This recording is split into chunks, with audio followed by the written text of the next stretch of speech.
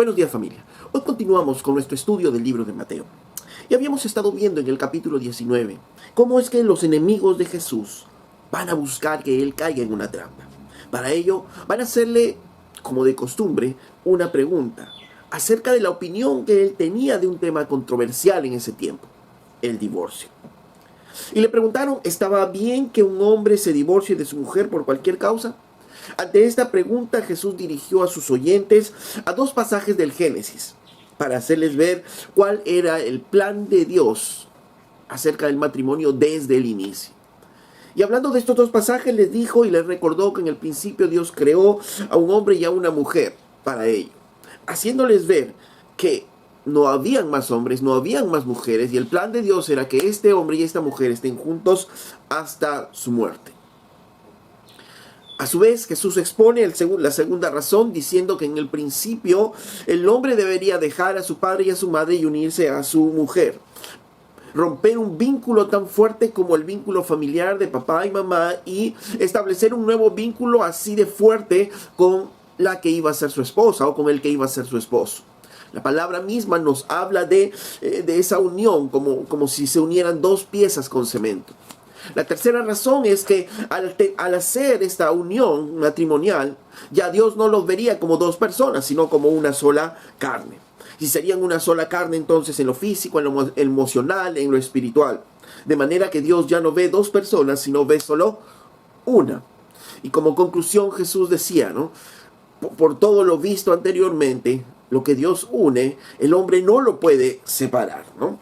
Con estas razones Jesús estaba mostrándoles lo que era en realidad el matrimonio. Antes de contestarles, Jesús les estaba haciendo ver lo que era en realidad el matrimonio, pero a ellos no les interesaba.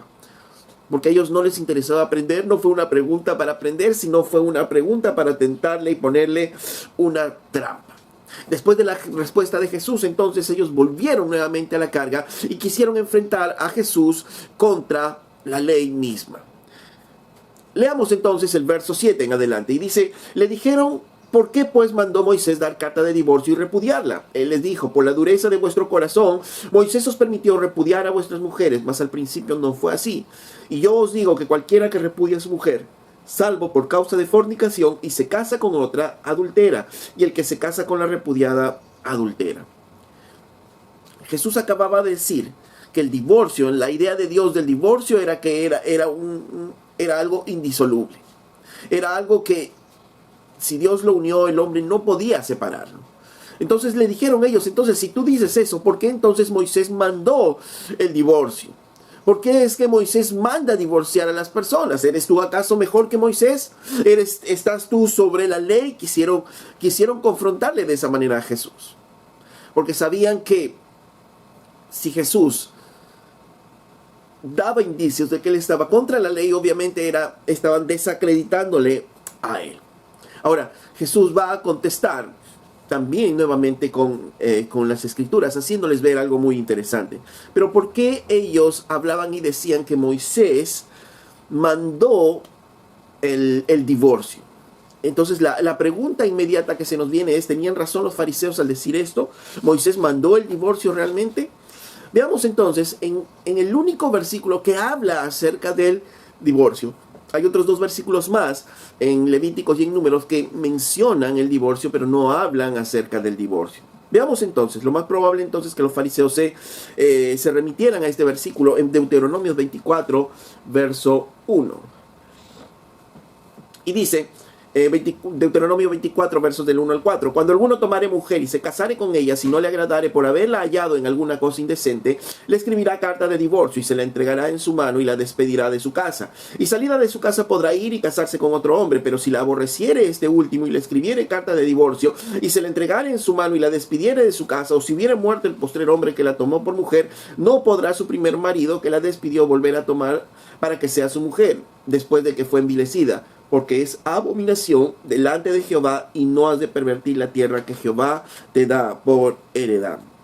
Si analizamos el pasaje, lo primero es que no es una enseñanza acerca del divorcio. Lo segundo es que Moisés no está mandando el divorcio, no está exponiendo ante esta situación, deben divorciarse, no, sino que Moisés está regulando algo que se estaba dando ya en ese tiempo. Para ello es necesario recordar algo. Cuando Moisés lleva de la esclavitud al pueblo de Israel en el Éxodo, después del Éxodo, a esta primera generación, Moisés escribe Génesis, escribe el libro de Éxodo y escribe el libro de Levítico. En el libro de Levítico se concentra principalmente toda la ley. ¿Ok? Entonces conocemos la historia. Ellos finalmente por su pecado van a vagar en el desierto por 40 años y en esos 40 años toda la primera generación va prácticamente a desaparecer, excepto los menores de 20 años. Y hay una nueva generación que va a surgir, que está en el desierto, que va a entrar a la tierra prometida. Para esta segunda generación, Moisés escribe el libro de Deuteronomios. Para esta segunda generación escribe los libros de Números y Deuteronomios. Entonces Deuteronomios es escrito 40 años aproximadamente después de la ley. ¿Y qué es Deuteronomios? Deuteronomios es básicamente una interpretación de la ley. Es la regulación de la ley misma. No es que la ley esté cambiando, sino está regulando algunas cosas en la ley. Ahora, ¿qué había pasado en esos 40 años? Como sabemos, los hombres de Israel se habían vuelto pecadores. Y dentro de ese pecado ellos tomaron las costumbres que ya habían ido adquiriendo de los egipcios y de las culturas que estaban a su alrededor, que era el divorcio. ¿Por qué? Porque en ese tiempo, recordemos, y en esas culturas se trataba a la mujer prácticamente como un objeto e inclusive no se le tenía en cuenta, ¿no? Entonces, para los judíos y para la Biblia, para la ley, obviamente él estaba dándole un lugar importante a la mujer. Y entonces cuando regula Moisés esta situación especial, lo hace con la intención de proteger a la mujer y no sea considerada como un objeto, sino como un ser humano. Además de tratar de frenar los divorcios que se estaban dando en ese tiempo. Entonces era algo que se estaba dando, se estaban dando los divorcios, estaban los hombres dejando a las mujeres, y entonces ahora Moisés va a regular a través de la ley, en Deuteronomio va a regular esto, ¿no? Y pone este caso, ¿no? Que si un hombre que se case con su mujer y haya en su mujer alguna cosa indecente, ahora que era esto indecente, recordemos, ¿sería adulterio? No. ¿Por qué? Porque ya en la ley estaba juzgado el adulterio con pena de muerte. Sería infidelidad sexual antes del matrimonio, o sea que el hombre se casaba y se dio cuenta de que la mujer le había sido infiel antes y ya había estado con otro hombre, tampoco, porque eso también tenía pena, la pena de muerte. Entonces, ¿a qué se refería Moisés cuando hablaba de esto indecente, no? Obviamente, en el tiempo esto ha tenido muchas interpretaciones, pero por eso es que muchos, en el tiempo de Jesús, cuando hablaban de esto indecente, pensaron, acuérdense que esa escuela rabínica, pensaban que esto podría tratarse de cualquier cosa, ¿no? Una cosa indecente inclusive podría ser que le echó mucha sal a la comida y eso podría ser un objeto de divorcio. Pero obviamente Moisés no estaba tratando de decir eso, sino Moisés estaba tratando de abarcar algún pecado sexual, como algo indecente, por lo cual el hombre podía divorciarse de su esposa. Ahora, si el hombre encontraba algo indecente como para divorciarse de su esposa, entonces le podía dar una carta de divorcio. Literalmente, estas palabras, carta de divorcio, habla de un escrito de amputación. ¿Y por qué con esas palabras? Para entender la idea de lo que se estaba haciendo. Lo que se estaba haciendo era como una especie de un acto quirúrgico en el cual se estaba separando un miembro de todo el cuerpo. Esa carta de divorcio entonces era un escrito de amputación, ¿no? a esta unidad. La ley nunca pasó por alto lo que Dios tenía en cuenta, que ellos eran una sola carne. Ahora, esta carta permitía que la mujer podía volver a casarse, además de obligar al hombre a dar algunas obligaciones. Sin esta carta, la mujer era una mujer divorciada, una mujer repudiada, como dice su nombre ahí, y obviamente no considerada para volver a casarse, no considerada como una mujer digna, como pasaba en otras culturas. Pero al dar esta carta de divorcio estaba volviendo la dignidad a la mujer, haciendo que ella pueda volver a casarse en unas nuevas nupcias. Y de esta manera regulaba todo este aspecto del divorcio que estaba pasando ya en estos momentos. Entonces, además decía que el primer esposo, después de que se ha divorciado y esta mujer haya tenido otro compromiso y este otro compromiso o se haya divorciado o haya muerto, no se podía unir al primer compromiso. ¿Por qué? Porque ya esta mujer había sido envilecida. Ya esta mujer había sido dañada por la ruptura del primer matrimonio. Entonces, no es posible que este hombre que que hizo esta ruptura con ella, vuelva a unirse. No, decía, es imposible esto. Esto no puede ser. Esto era penado ahí en Israel. ¿Y cuál era la idea? De que lo piense muy bien, de que no se trata, porque esa era la costumbre también muchas veces. Ok, ahorita me cansé de ella y me voy con una fulana, me voy por un tiempo, unos 2-3 meses, pero ya me cansé de esa fulana y ahora vuelvo de nuevo y me caso de nuevo con la misma esposa. Entonces no, entonces la idea era regular justamente eso para que esa situación no ocurra, para darle dignidad a la mujer una vez más. Y decir, ok, si te vas a divorciar, piénsalo bien porque no te vas a volver a unir con esta mujer.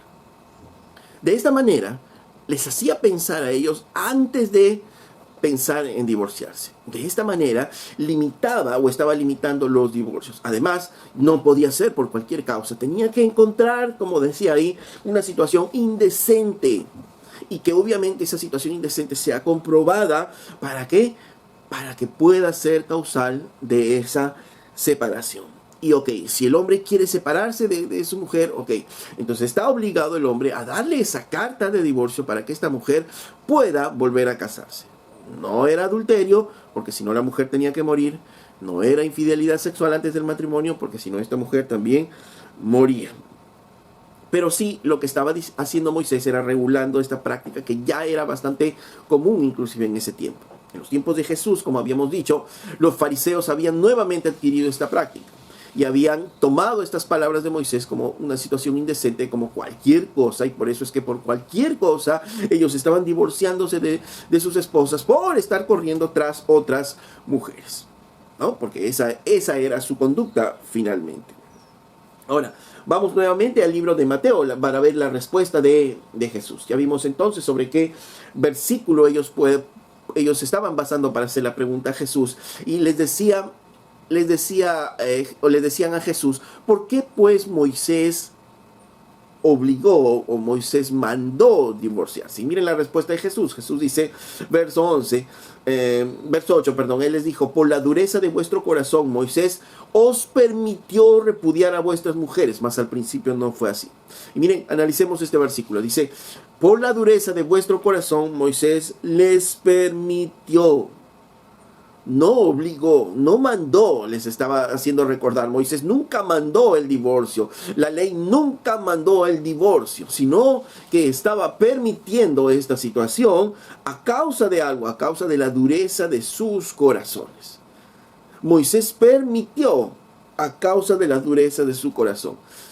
El Señor estaba poniendo en claro que la ley no obligaba al esposo que encontraba algo indecente, no lo obligaba a divorciarse, sino que si él quería divorciarse, habiendo encontrado eso, entonces tenía que obligatoriamente dar una carta de divorcio a la mujer. ¿Por qué? Por la dureza de su corazón. Estos hombres, estos fariseos, por hacer caer a Jesús, estaban tergiversando la ley, estaban usando la palabra y estaban tratando de tergiversar a Jesús. Pero Jesús, conocedor de la misma ley, les dio una gran lección y les hizo ver, no. Primero, que Moisés no obligó, la ley no obligó, no exigió. Al hombre que encontraba a su mujer en una situación indecente, no lo obligó a divorciarse, sino que si este hombre quiso divorciarse de su mujer, primero fue por la dureza de su corazón. Y segundo, Moisés, en esas circunstancias, Moisés le obligaba al hombre a dar carta de divorcio y así podían separarse. Pero no porque el hombre tenía el derecho, no porque el hombre tenía la razón, sino por proteger a esta mujer. En otras palabras, a causa del corazón endurecido de los hombres, a causa de que se había formado un callo, ¿no?, en torno a la conciencia, en torno al corazón de los hombres, se permitió esto. ¿Por qué? ¿Por qué decía esto Jesús? A causa del endurecimiento del corazón. ¿Por qué? Porque para tener una relación matrimonial correcta, ¿qué principios tenían que practicar? Tenían que practicar los principios que hemos visto también en el capítulo 18, cuando hablamos de que a tu hermano debes de tratarle bien, a tu hermano no debes menospreciarle y a tu hermano debes perdonarle. Estos tres puntos importantes, el perdón, el respeto y el amor, dados en el contexto de una relación matrimonial, obviamente van a hacer que esta relación matrimonial siga adelante. Pero si no tengo la capacidad de amar, no tengo la capacidad de respetar, no tengo la capacidad de perdonar, obviamente esa relación no va a funcionar. Y es lo que sigue pasando hasta hoy. El hombre, al no tener la capacidad de perdonar, de respetar, de amar, entonces esos matrimonios van a tender a romperse, ¿no? Las mismas causas por las cuales se rompieron desde la antigüedad, se sigue rompiendo ahora. Entonces, lo que el Señor les estaba diciendo es que para realmente caminar en el matrimonio, tú tenías que tener la capacidad de amar, de perdonar, de respetar, de no tratar mal a tu prójimo, de no tratar mal a tu hermano, para así poder vivir una vida matrimonial. Pero si tu corazón no podía hacer eso, porque estaba ¿qué? Endurecido ¿con qué? Con el pecado. Si tu corazón estaba endurecido con el pecado, entonces la posibilidad del divorcio estaba ahí, iba a estar ahí. Entonces Jesús lo que estaba diciendo es que finalmente el corazón endurecido de un hombre o de una mujer por el pecado va a llevar finalmente a esa pareja ¿a qué? Al divorcio. Recordemos que aún el corazón del pueblo israelita estaba endurecido contra Dios y contra sus prójimos. Entonces Jesús vuelve a aclarar al final de este mismo versículo diciendo, pero así no fue al principio. O sea, al principio no fue así. Al principio en la mente de Dios no fue así. En la mente de Dios fue que en el matrimonio haya amor, respeto y perdón. ¿Cuánto? Mucho. Acuérdense de los mismos principios que vimos en la relación como creyentes, como hermanos en el capítulo 18, son aplicados también a una relación matrimonial. Cuidado con menospreciar a tu hermano. Cuidado con tratar mal a tu hermano. Y debes de perdonarle. ¿Cuántas veces? 70 veces 7, Pedro le decía el Señor. Haciendo ver que estos principios van a ayudar a que el matrimonio sea fortalecido. Pero si no tengo la capacidad, porque mi corazón está lleno de pecado, entonces no voy a poder vivir en el matrimonio. Entonces, pero esto no fue así desde el principio, les decía Jesús. Moisés lo permitió por esa dureza de su corazón. Esto nos lleva a preguntarnos, ¿por qué es que no somos capaces de vivir un matrimonio feliz durante toda la vida? La respuesta está en lo que Jesús mismo dijo. Porque el pecado deteriora el corazón del hombre, haciendo imposible un esfuerzo personal para cumplir lo establecido por Dios. Por eso es que los matrimonios hoy, en este tiempo, aún más, están yéndose cada vez más hacia el divorcio. ¿Por qué? Porque el pecado deteriora el corazón del hombre y hace imposible que este hombre cumpla lo establecido finalmente por Dios. Amor, respeto, perdón. Entonces Moisés permitió esta separación, el divorcio, entendiendo que el corazón del hombre estaba endurecido por el pecado y el pecado le impedía amar, el pecado le impedía respetar y el pecado le impedía perdonar a su cónyuge y por tanto es que permite el divorcio. Esto nos lleva a entender algo claramente, que el divorcio nunca va a ser una solución aceptable por Dios. Y si lo permite es porque tu corazón está endurecido por el pecado. Y ese es un principio muy importante poder entender. Para cuando alguien nos pregunte, para cuando demos nosotros con los consejos, el divorcio nunca es la primera opción, nunca es una solución para Dios. Y si alguna vez se permite el divorcio, es porque los corazones han sido endurecidos por el pecado. Vamos al verso 9, que es donde Jesús ahora va a establecer algo muy importante. Verso 9 dice, y yo os digo, ¿no? Por eso decimos que Jesús está estableciendo algo importante aquí ahora. Y yo os digo, cualquiera que se divorcia de su mujer, salvo por causa de fornicación, comete adulterio. Ahora, vamos a ver aquí lo primero, esta palabra fornicación, ¿no? Que también ha sido causa de muchas controversias en el tiempo. La palabra traducida aquí como fornicación viene de una palabra que es porneia, y que nos habla de impureza sexual. En otras palabras, abarca toda actividad sexual ilícita. Dentro de estas actividades sexuales ilícitas está el adulterio. Ahora, toda actividad ilícita sexual, toda impureza sexual, de alguna manera ya está resquebrajando, ya está rompiendo el pacto matrimonial. Y en la práctica vemos eso, que por ejemplo, la pornografía, la prostitución, la homosexualidad, los tríos que ahora se forman, los intercambios de pareja, ¿no? Prácticas que se están dando en la actualidad, ¿qué hacen? Finalmente están rompiendo el vínculo que Dios había establecido solo para esas dos personas. Porque ¿cuál es la idea de Dios para el matrimonio? Es que los dos sean uno. ¿Para qué? Para disfrutar del matrimonio entre los dos, para poder entregarse el uno al otro, para poder gozar de su sexualidad entre los dos, etcétera, etcétera. Esa es la idea de Dios, solo entre los dos. Ahora, si alguien acude a la prostitución, en cierta manera está rompiendo ese propósito. ¿Por qué? Porque está buscando todo eso no en su esposa, sino en otra mujer.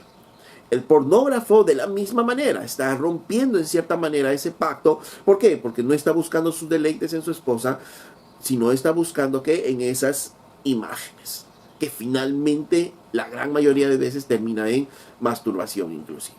Entonces, y vemos entonces que la pornografía, la prostitución, la práctica homosexual, que de pronto este matrimonio, como hay hoy día, no se satisfaga solo con la práctica heterosexual, sino busca una práctica homosexual, pero están casados, y todo esto también está rompiendo este pacto divino o el propósito de Dios para este matrimonio, ¿no? Los intercambios de parejas, los tríos, o poner a alguna tercera persona en una relación sexual íntima, empiezan a romper ese pacto. Toda esta impureza sexual rompe finalmente ese pacto. Pero veamos el caso específico del adulterio, que es una de las formas de impureza sexual.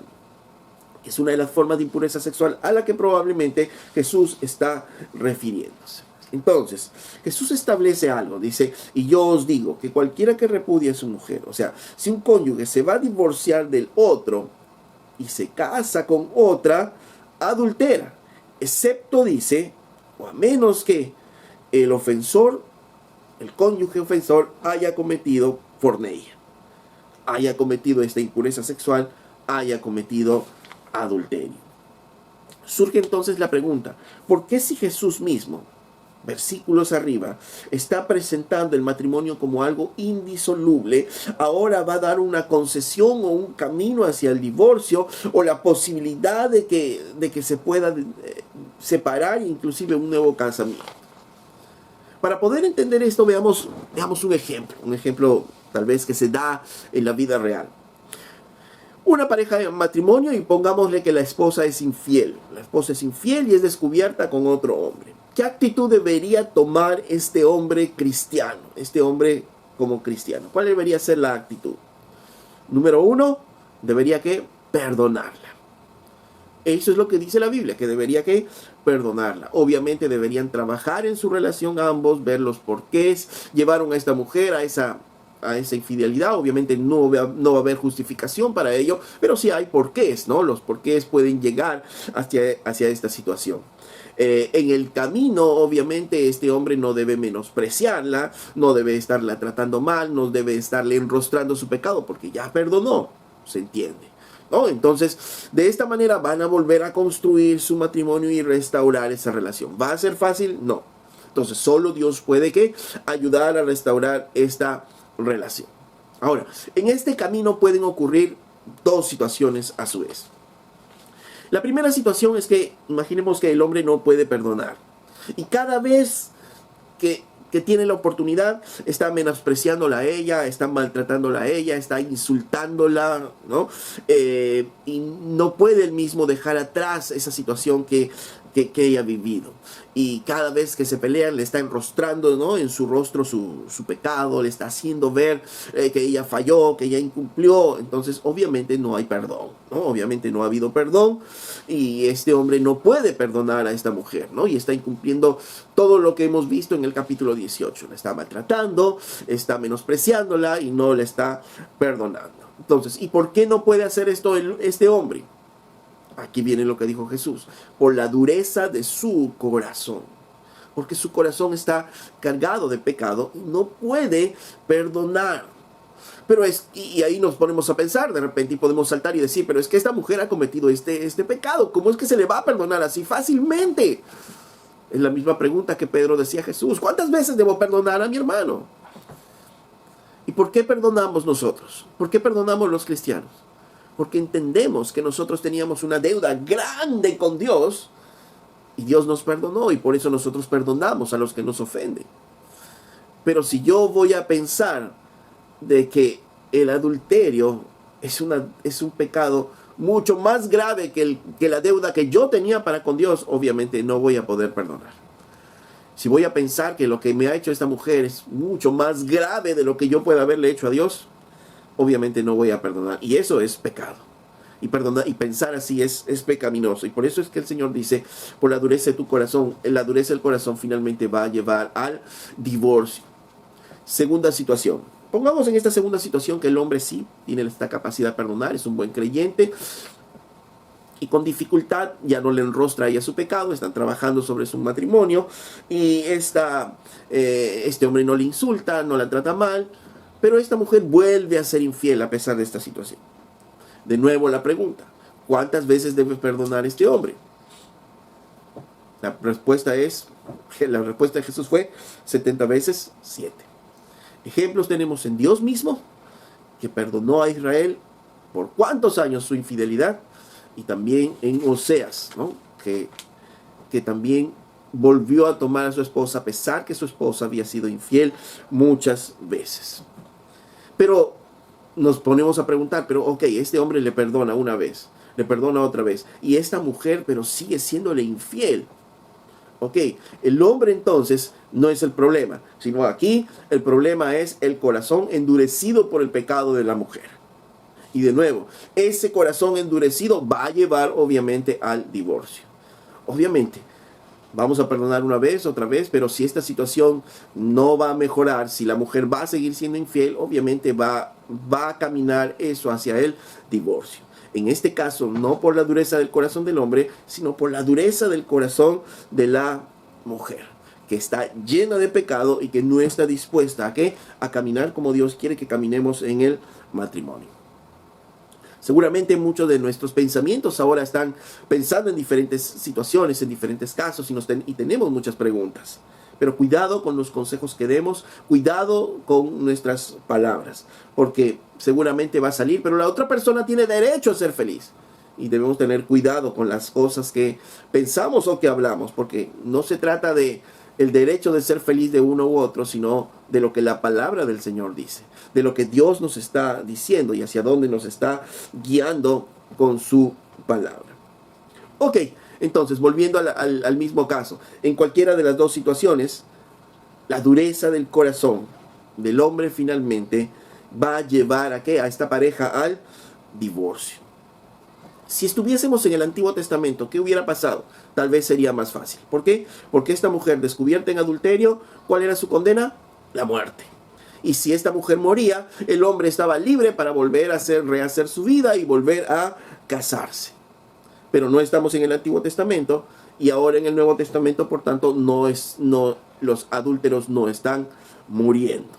Entonces, este caso que estamos viendo se da en el contexto del Nuevo Testamento. Entonces, esta mujer no muere, esta adúltera no muere, Dios tampoco no la mata, porque en su gracia Dios le va a permitir vivir para que tenga la oportunidad de arrepentirse y no ser condenada a muerte. Si es condenada a muerte, si muere, obviamente se va directo al infierno, porque está lleno de pecado su corazón.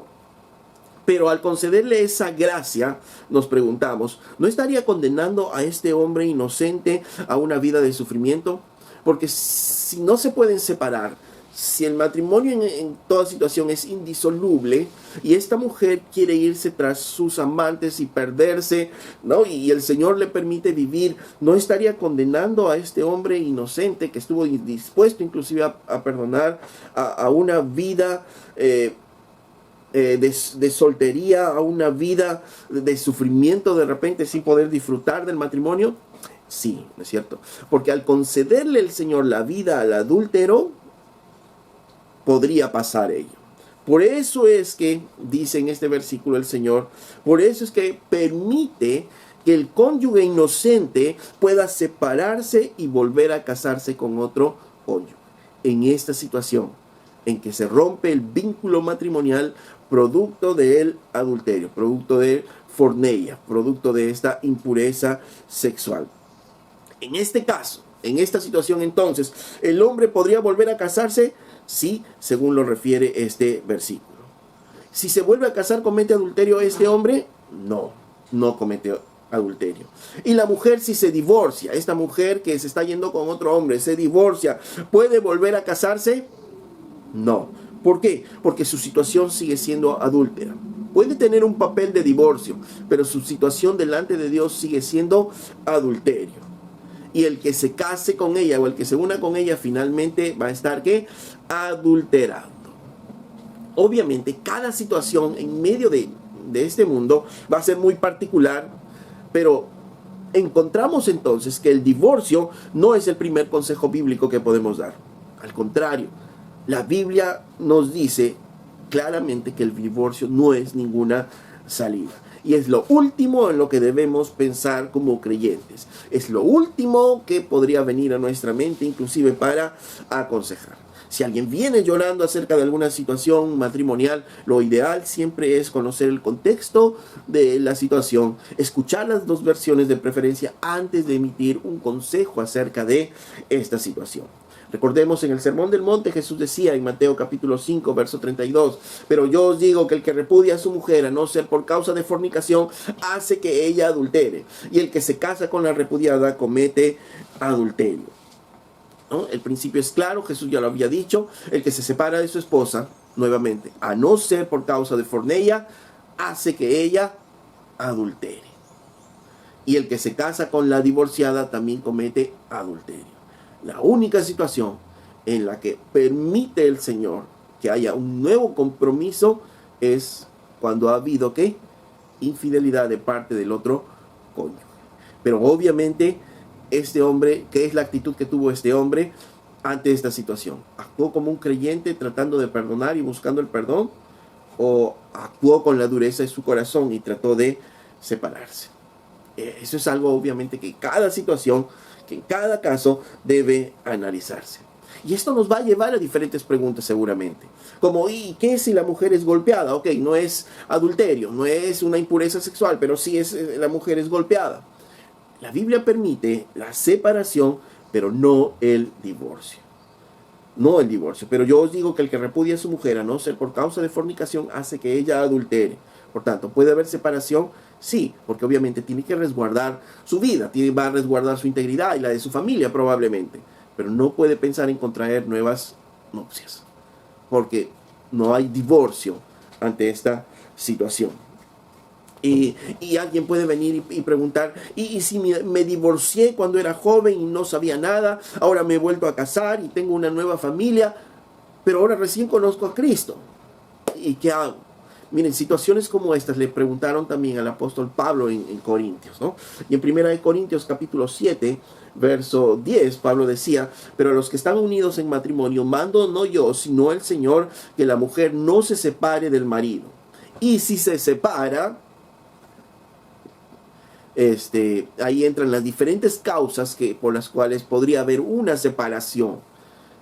Pero dice que quédese sin casar o reconcíliese con su marido. Dos situaciones en las cuales dice, puede haber una separación, pero tú no te vuelvas a casar, o te quedas sin casar, o te reconcilias con tu esposo. Y el esposo tampoco abandone a su mujer. Ok, Pablo es claro ante estas diferentes situaciones que vienen y le preguntan también. ¿Por qué? Porque la primera opción no es el divorcio, y es lo que Pablo está diciendo, que la mujer no se separe del marido, y si se llega a separar, quédese sin casar. ¿Por qué? Porque no hay divorcio. No hay divorcio. Y se abre la puerta a que o te quedas así sin casar, si es que es imposible la reconciliación, o buscas la reconciliación con tu marido en el tiempo. Y se abre la puerta a restaurar esa familia. Pero no hay una opción, no es una opción el divorcio. Entonces, este principio general nos ayuda a poder entender una vez más lo que Jesús ya estaba diciendo en Mateo. La importancia y la indisolubilidad del matrimonio. Entonces, para responder a la pregunta que había hecho de repente esta persona de que si se casó antes, se divorció y ahora tiene una nueva familia, ¿qué hace ahora ella? ¿Qué quiere decir? Si el matrimonio es indisoluble, entonces yo tengo que separarme de mi familia actualmente y tratar de buscar relacionarme con el primer hombre, o situaciones como estas, ¿no? Así de complejas que pueden ser. Y en 1 Corintios capítulo 7, verso 17, Pablo responde ante una situación parecida y le dice, pero cada uno como el Señor le repartió y como Dios llamó a cada uno, así haga. Esto ordeno en todas las iglesias. En el verso 24 completa la idea y dice, cada uno, hermanos, en el estado en que fue llamado, así permanezca para con Dios. Entonces, la respuesta a esta persona que viene ahora y conoce al Señor con una nueva familia constituida, pero que se divorció en el tiempo antiguo, es, quédate como estás. Quédate así como has sido llamada, quédate como estás. No busques separarte de tu esposo, quédate así como estás, ¿no? Entonces, son principios que nos van a ayudar a poder tomar algunas decisiones sobre algunas situaciones difíciles que se ve producto del pecado, porque finalmente es el pecado el que enreda todas estas situaciones y nos pone en muchas de estas dificultades. Ahora, alguien podría preguntar y dice, entonces, ¿quiere decir que si yo falto a mi esposa, pero después de faltarla, voy y le pido perdón, ella tiene la obligación finalmente de perdonarme, me perdona y listo, se solucionó todo, y yo le pido perdón al Señor y también se solucionó todo? Debemos tener en cuenta también otro principio muy importante, porque Dios es el que finalmente mira los corazones. Hebreos capítulo 13, verso 4 dice, honroso sea en todos el matrimonio y el lecho sin mancilla, pero a los fornicarios y adúlteros los juzgará Dios. ¿A quién está escribiendo esta carta, el libro de Hebreos? A los creyentes. Y está obviamente diciendo a los creyentes que debe ser honroso para todos el matrimonio y el lecho debe ser sin mancilla. Pero si hubo fornicación o si hubo adulterio en esa situación, los juzgará Dios. Nosotros no vamos a juzgarles, nosotros nos toca de repente a la otra parte perdonar, pero es Dios quien va a juzgar esa situación. Recordemos por principio, otro principio importante, que aunque Dios perdone el pecado, de lo que no nos vamos a escapar es de las consecuencias de ese pecado. Entonces, ante esa pregunta, tranquila, porque Dios va a juzgar finalmente el corazón de este hombre, de esta mujer, si ha habido un arrepentimiento sincero o no, y si es que va a haber consecuencias o no a su pecado. Recordemos que David, cuando pecó, y pecó justamente en esta situación, una impureza sexual, hubo consecuencias en su vida, la espada nunca se apartó de su casa y él tuvo que aprender a vivir con las consecuencias de su propio pecado. Por tanto, el divorcio no es una opción bíblica. Para que el creyente llegue a esta situación, debe recordar algo muy importante, que si llega es porque hay un corazón endurecido por el pecado.